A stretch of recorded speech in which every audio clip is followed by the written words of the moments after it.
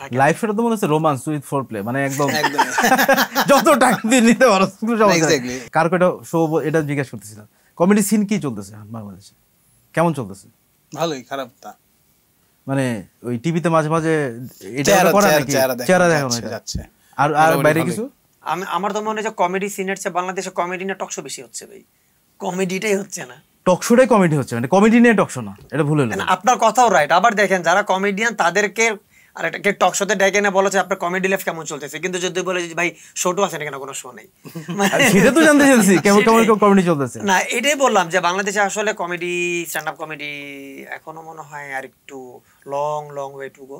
না কিন্তু কিছু কিছু লোক দেখি ডিজিটাল প্ল্যাটফর্মে অনেক পপুলার। এটা ওরা তো আসলে কমেডিয়ান না, কিন্তু ডিজিটাল প্ল্যাটফর্মে যারা এখন পপুলার নানা কারণে, কন্টেন্ট ক্রিয়েটর আর কি, ওরা কন্টেন্ট ক্রিয়েটর, তো ওরা আসলে কমেডিয়ান তকমা হিসেবে নিয়ে কাজ করতেছে বিভিন্ন জায়গায়। বেসিক্যালি স্ট্যান্ড আপ কমেডিয়ান না, স্ট্যান্ড আপ কমেডিয়ান হয়তো বা comedian, but stand up comedian তো আসলে ব্যাপারটা আলাদা। তো তাহলে এটা কেন হইতাছে, গ্যাপটা কোন জায়গায়? হয়তো বা মানুষের অ্যাকসেপ্টেন্স, মানুষ হয়তো বা মানে আমার পার্সোনাল মতামত যেটা আর কি, আমি যেটা মনে হয় যে স্ট্যান্ড আপ কমেডির যে একটা শার্প একটা ধারা থাকে, সেই শার্প হিউমারটা নেওয়ার মতো অবস্থা মনে হয় এখন আর বাংলাদেশে কারো নাই, যেটা আজকে থেকে হয়তো বা 10-12 বছর আগে বা 8-10 বছর আগেও ছিল, বা আশা করি সামনে তৈরি হবে। এখন মানুষ হয় কি পাশের দেশে তো দেখি খুব ভালো লাগা এক্সট্রিম, মানে কলকাতাতে দেখলে সত্যি হিংসা হয়।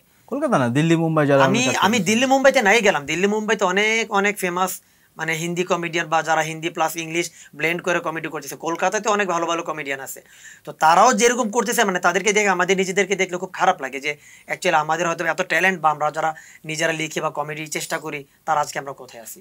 সিনটা আরো শাওন্ত বোধহয় একটা ইয়ে করতেছিস ডিজিটাল প্ল্যাটফর্মে। আমি ডিজিটাল প্ল্যাটফর্মে আমার মতো করে চেষ্টা করে যেতেছি। কমেডি হাউস আমরা একসাথে পরশো আছে, তোমাকে ডেকে পাইতেছি না, তুমি তো ব্যস্ত। আমি অনলাইনে দিব না, আমি অনলাইনে আর দিবে না সে বলছে, তাহলে আমরা অফলাইনে করে রাখি, পরে অনলাইনে না দিলাম। সেটা হ্যাঁ, কি অবস্থা, এটার কি আপডেট কি? মোটামুটি ভালোই, আমরা আগে দিছি। আগে প্রথম দিকে তো যেটাই হয় আর কি, হোঁচট খেতে হয়, পরে এখন মোটামুটি খুব ভালো রান করতেছে। কিন্তু ক্যামেরার সামনে কমেডি করে মজা না লাইভ শোতে বেশি মজা? আমার তো লাইভ মজা লাগে, আমি লাইভ ছাড়া অবশ্যই লাইভ, অবশ্যই লাইভ শোতে মজা। ক্যামেরার সামনে তোমাকে কেউ তো ফিডব্যাক দিতেছে না, এই যে আমরা এত কথা বলতেছি না, আমার কথায় তুমি হাততালি দিতেছ না, এর কথায় কেউ হাততালি দিতেছে, এই হাততালির সাউন্ডটা যতক্ষণ পর্যন্ত কানে না আসে, মানুষজনের চিয়ারিং হাসির ওই সাউন্ডে যে কতটা এনার্জি দেয় একটা পারফর্মারকে। হাততালির সাউন্ড আসলে এনার্জি না, আমার কাছে নেশার মতো মনে হয়। আমার কাছে একদম নেশা, আমার কানে না আসলে না আমি মনে পাগল হয়ে যাব। টিভি বলে মানে টিভি বলেন, রেডিও বলেন আর লাইভ বলেন, তিনটা জিনিসের মধ্যে মেইন যে পার্থক্য সেটা হচ্ছে এনার্জি। আমি লাইভে যে এনার্জিটা পাই, আপনার দেখা গেছে যে বলো যে ভাই 10 মিনিটের পারফরমেন্স, কখন যে 12, 15, 20 মিনিট হয়ে গেল নিজেও টের পাচ্ছি না, দর্শকও মজা পাচ্ছে, আমিও তাদেরকে এন্টারটেইন করছি, তো ওইটা একটা আলাদা মজা থাকে। কিন্তু টিভি বা রেডিওর ক্ষেত্রে হয় কি জানেন, 1-to-1 কমিউনিকেশন থাকে, তো মানে ম্যাস পিপলের সাথে কমিউনিকেশনটা থাকে। লাইভ শোটা তো মনে হচ্ছে রোমান্স উইথ ফোর প্লে, মানে একদম যত টাইম দিয়ে নিতে পারো, কিন্তু এখানে রিস্ক আছে কিন্তু সাংঘাতিক।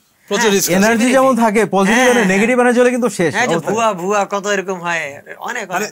সংবাদ, ফিচার ও অনুষ্ঠানের জন্য ভিজিট করুন সংবাদ প্রকাশের ওয়েবসাইট এবং যুক্ত থাকুন ফেসবুক পেজ ও ইউটিউব চ্যানেলের সঙ্গে।